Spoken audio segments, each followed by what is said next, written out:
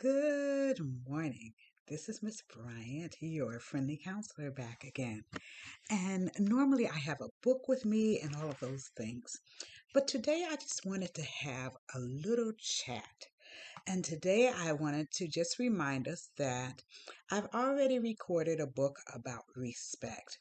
And we talked about respecting the environment, respecting each other, respecting animals. But one thing I think that is unique and needs to be addressed in this time, especially with distance learning, is respect of other people's property. Respect of other people's property and your property. And I wanted to bring this to the attention because during this time of distance learning, many of us have borrowed things from other people. Sometimes we borrowed a computer, we borrowed a laptop, we borrowed a hotspot. We may have even borrowed something from our schools. And so, with that in mind, I wanted us to keep in mind that another way that we can show respect is by respecting property. When we borrow something from someone, we need to take special care of it to make sure that we give it back in the same shape that we received it. That means nothing should be broken, nothing should be torn up, those kinds of things.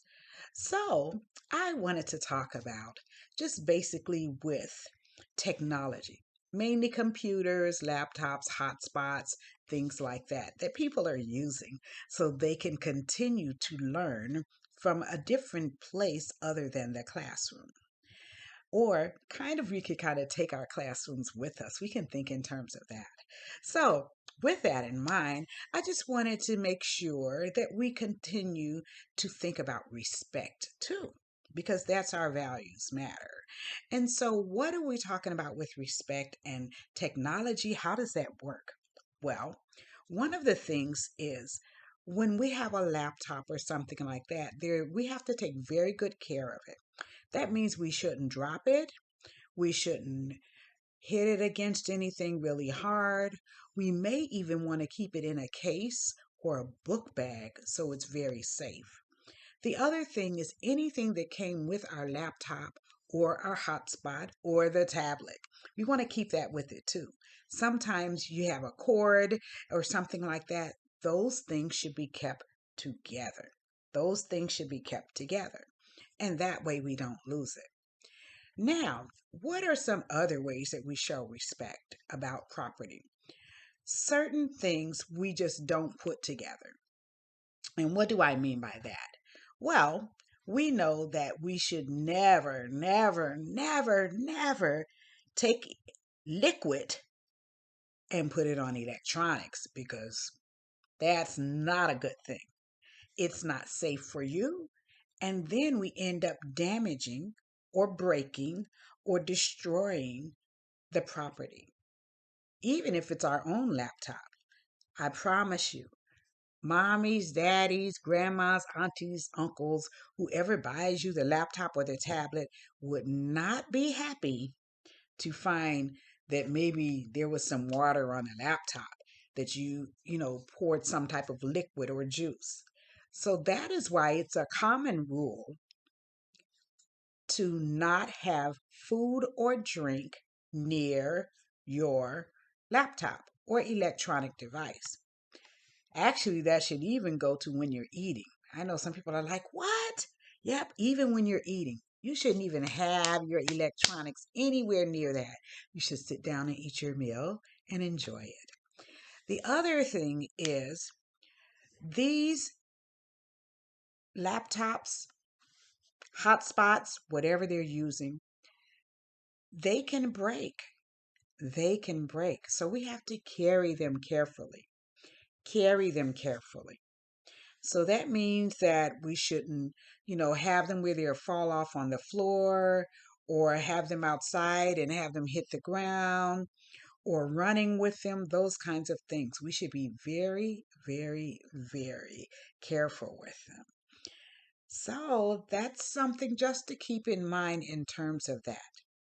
If the screens break or something like that, it costs a lot of money to replace them. And when the laptops break, it costs a lot of money to replace them. And then you may not be able to have a laptop because maybe the school doesn't have any more, or if your parents purchase one, they can't just go and replace it really quick like that. So, again, respecting others' property. But specifically, I wanted to really address the technology that we have been borrowing from each other so we can continue to learn. So, again, another way of showing respect that I did not fully address in the book. I kind of talked about it and then moved on. I didn't fully address it in the book, but today I felt the need to address when we borrow something from someone else. Specifically, I talked about it in reference to school and in reference to laptops and hotspots and tablets. However, this can go in any part of our life. If we borrow a game from a family or a friend, if we borrow something from the public library, mhm, anything, when we borrow it, we show respect and gratitude by saying, "Thank you for letting me borrow this," by returning it in the same condition or better than we got it. So make sure we keep this in mind as we continue to move through this new way of learning where we take our school with us instead of us going to school.